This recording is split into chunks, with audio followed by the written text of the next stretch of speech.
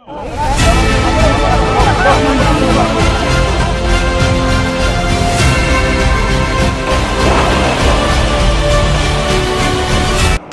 यतिखेर हेर्दै हुनुहुन्छ त्रिशुली खबर टिभी। 24 घण्टा ताजा खबरको लागि हाम्रो च्यानललाई सब्स्क्राइब गर्नुहोला, नजिक रहेको बेल आइकन दबाई हामीसँग जोडिनुहोला। नेकपा एमाले र राप्रपा तालमेलका लागि सहमति नजिक। 20 सीटमा राप्रपाको दाबी। रौतहट क्षेत्र नम्बर 4 मा तिमल सिन्हाकै पल्ला भारी। राप्रपा अध्यक्ष राजेन्द्र लिङदेनले मागे 20 सीट ओलीसँग। केपी शर्मा ओली जति लोकप्रिय नेता मुलुकमै छैन, गोकर्ण विष्टको दाबी। चितवन 1 कांग्रेसमा मन्त्रीदेखि अर्थमन्त्रीसम्मको आकांक्षा। मोरङ 4 मा माओवादीका मोदीले थाले घर दैलो। कांग्रेसका 3 दावेदार। एमाले अध्यक्ष ओली आज सुदूरपश्चिम जाँदै एकीकृत समाजवादीका नेताहरूलाई पार्टीमा भित्राउँदै। जिल्ला कार्यकर्ताको ताना तान्नुमा माधव कुमार नेपाल जाने कता। रौतहटकी काठमाडौँ महाअभियोग प्रकरण। जबरासँग आजदेखि बयान सुरु। सिंहदरबार पुगे चोलेन शमशेर जबरा। झापा बाहेक अन्य कुनै पनि क्षेत्रबाट चुनाव नलड्ने महामन्त्री विश्वप्रकाश शर्माको घोषणा। प्रचण्डलाई भेट्न खुमलटार पुगे कानुन मन्त्री। माओवादी केन्द्रको सम्पर्क समन्वय समिति बैठक आज बस्दै। सत्ता गठबन्धन कार्यदलको निर्णायक बैठक आज। फुक्ला बाँडफाँडको गाँठो। नेकपा एमालेसँग नजिक हुँदै प्रचण्ड। बालेन्द्र शाह आज पनि डोजर लिएर निस्किए एक्सनमा। मचियो काठमाडौँमा खैरा बैला।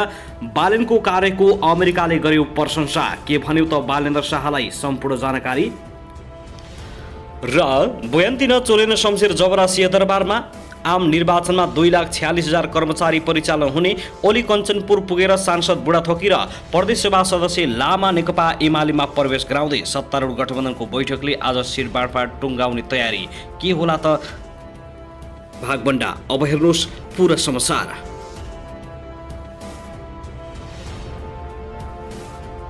दर्शक महानुभाव नमस्कार, तपाईलाई हार्दिक स्वागत छ हाम्रो च्यानल त्रिशुली खबर टिभीमा। यदि हाम्रो च्यानललाई अहिलेसम्म सब्स्क्राइब गर्नुभएको छैन भने सब्स्क्राइब गरी नजिक रहेको बेल आइकन दबाई हामीसँग जोडिनुहोला। दर्शक महानुभाव, फेरि पनि हामी तपाईहरुमाझ निकै महत्त्वपूर्ण अपडेटका साथ उपस्थित भइसकेका छौं। यो भिडियोलाई अन्तिमसम्म हेरी हामीले साथ दिनुहोला। दर्शकबिन, हाम्रो मेहनतको लागि एउटा सानो लाइक गर्न भने नभुल्नुहोला। कहाँदेखि हेर्दै हुनुहुन्छ, के भन्न चाहनुहुन्छ, तपाईको मनमा लागेका प्रतिक्रिया अवश्य पनि कमेन्ट गर्न नभुल्नुहोला। दर्शक महानुभाव, के तपाईँ हाम्रो च्यानलमा नियमित श्रोता हुनुहुन्छ?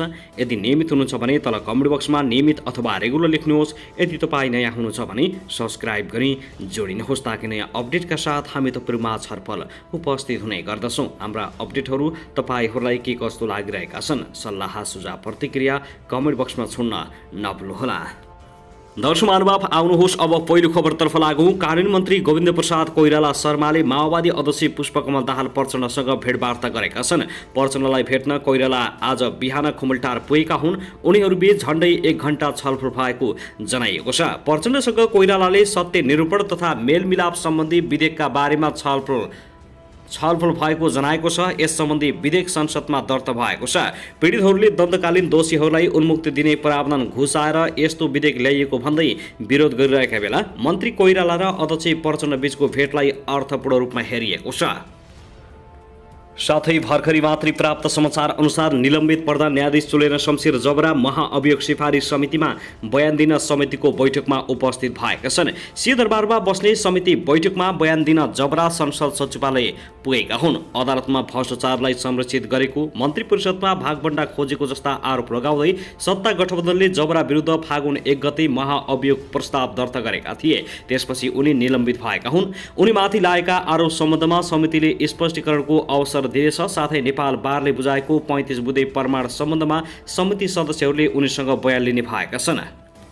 दर्शक महानुभाव, त्यसैगरी काठमाडौँ महानगरपालिका प्रमुख बालेन्द्र शाहले हालै काठमाडौँको विभिन्न भागमा गरेको नगर विकासका योजना र यसको पुनर्संरचनाको प्रयासलाई अमेरिकामा प्रशंसा गरिएको छ। अमेरिकामा रहे बसेका सामाजिक अभियन्ता तथा प्राध्यापकहरूसँग गरेको संक्षिप्त वार्तामा उनीहरूले बालेन्द्र शाहको कार्यको खुलेर समर्थन गरेका छन्। उनीहरूले नगर विकास र काठमाडौँलाई काठमाडौँ जस्तो बनाउन शाहले आर्थिक सहयोगको आह्वान गरेको खण्डमा सो सहयोग पनि उपलब्ध गराउन तयार रहेको अमेरिकाले बताएको छ। एनआरएन अमेरिका अध्यक्ष बुद्धिसागर सुवेदीले नगर प्रमुखले गरेको कामको खुलेरै प्रशंसा गरेका छन्। राजनीतिक प्रभाव आउन सक्छ, कसैको डर र प्रभाव नपरी नगर विकासको काम कारबाहीलाई चुस्त रूपले अगाडि बढाउन सक्छन् र सक्नु पनि पर्छ। उनले अवैध किसिमले बनाइएका संरचनालाई भत्काउनु र नगर विकास गर्नु आजको आवश्यकता हो भनेका छन्। घरबेटी र भाडामा बस्ने बीचको असामान्यलाई पनि नगर प्रमुखले न्याय गर्नुपर्छ। वेस्टर्न मिचिगन विश्वविद्यालयका प्राडा उदयराज वाग्लेले यस समाचारदातासँग कुरा गर्दै स्थानीय निकायले गर्ने यस्तै प्रकारको कामले प्रगति हुन्छ र नगर प्रमुखले जुन ढङ्गले काम गरेका छन् यो ठूलो कुरा हो भनेका छन्। स्थानीय निकायले यस्ता काम कारबाही गर्दा माथिल्लो निकायबाट हस्तक्षेपको सम्भावना न्यून हुने भएकाले उहाँलाई काम गर्न सहज हुने बताइएको छ। वाग्लेले राजनीतिक पार्टीबाट अलग रहेर काम गरेकाले जनसमर्थन बढ्दै गएको बताएका छन्। दर्शकहरू, त्यसगरी विगत केही दिन यता काठमाडौँ महानगरका मेयर बालेन्द्र शाहले डोजर लिएर काठमाडौँका विभिन्न स्थानमा अवैध रूपमा बनाइएका संरचना भत्काउन थालेपछि यसको चर्चा परिचर्चा भइरहेको छ। तर उनको यो कार्यको विरोध गर्नेमा सबैभन्दा अगाडि देखिएका छन् भक्तपुर 1 बाट निर्वाचित सांसद महेश बस्नेत। काठमाडौँमा अवैध संरचना हटाएको भन्दै भक्तपुरबाट निर्वाचित सांसद महेश बस्नेतले चर्को विरोध गर्दै आइरहेका छन्। तर उनकै जिल्ला भक्तपुरको मध्यपुर थिमी नगरपालिकाले 35 दिने सार्वजनिक सूचना निकालेर अरण्यको राजमार्ग र त्यस आसपासका अनधिकृत संरचना हटाउन भनेको छ। नगर क्षेत्रमा पर्ने अरण्यको राजमार्ग, सहायक मार्गहरू, भित्री सडकहरू वरपर मापदण्ड विपरीत निर्माण भएका र अतिक्रमण भएका संरचना 35 दिनभित्र नहटाए कानुनी कारबाही थाल्ने मध्यपुर थिमी नगरपालिकाले जारी गरेको सूचनामा उल्लेख गरिएको छ। त्यसैबीच काठमाडौँ बाहिरका ठूला नगरले समेत बालेन्द्र शाहको सिको गर्दै धमाधम 35 दिने सार्वजनिक सूचना प्रकाशित गर्न थालेका छन्। सोमबार मात्रै पोखरा उपमहानगरपालिकाले महानगरभित्र बनेका अवैध संरचना हटाउन सूचना निकालेको छ। यो दोस्रो पटक प्रकाशित सूचना थियो। धनगढी उपमहानगरपालिका र हेटौडा उपमहानगरपालिका कार्यालयले पनि अनधिकृत रूपमा निर्माण गरेका संरचना हटाउन सूचना दिइसकेको छ। नगरहरूले निकालेका यस्ता सूचनाको केही राजनीतिक वृत्तिका व्यक्तिले पनि विरोध गर्दै आइरहेका छन्। साथै नेपाली कांग्रेसका महामन्त्री विश्वप्रकाश शर्माले आगामी प्रतिनिधि सभा सदस्यको निर्वाचनमा झापा क्षेत्र नम्बर 1 बाहेक अन्य कुनै पनि क्षेत्रबाट चुनाव नलड्ने बताएका छन्। काठमाडौँ 5 की झापा 1 भन्ने चर्चा भइरहेका बेला बिर्तामोडमा आयोजित कार्यक्रममा विश्वप्रकाश शर्माले यस्तो घोषणा गरेका हुन्। शर्माले यसपटक चुनाव जित्ने समेत दाबी गरेका छन्। उनले भने यो तेस्रो पटकको ट्रायल हो, यसपटक अवश्य पास हुन्छु। शर्माले आफू उम्मेद्वार हुने नहुने भन्ने विषयको टुङ्गो नलागेको पनि बताएका छन्। चुनाव जित्ने दाबी गरेका शर्माले 3 पटकमा राँगा त छिन्छ भन्दै यसपटकको निर्वाचनमा आफूले हिसाब किताब गरेर मात्रै उम्मेद्वार बन्ने बताएका छन्। संविधान, लोकतन्त्र, मुलुक र जनताका लागि कांग्रेसको नेतृत्वमा गठबन्धन अपियार भएको बताउँदै शर्माले गठबन्धन हुँदा झापा 1 माओवादीको भागमा पर्न सक्ने सङ्केत गरेका छन्। उनले आफू उम्मेद्वार बन्ने विषयमा आन्तरिक छलफल भइरहेको बताएका छन्। गठबन्धनमा सिट बाँडफाँड हुँदा पहिले जितेको ठाउँमा त्यही पार्टीलाई दिने भन्ने मापदण्ड रहेको उल्लेख गर्दै उनले भने पार्टी पदाधिकारीले उठ्ने इच्छा गरेको ठाउँमा छलफलबाट टुङ्ग्याउने सहमति भएको छ।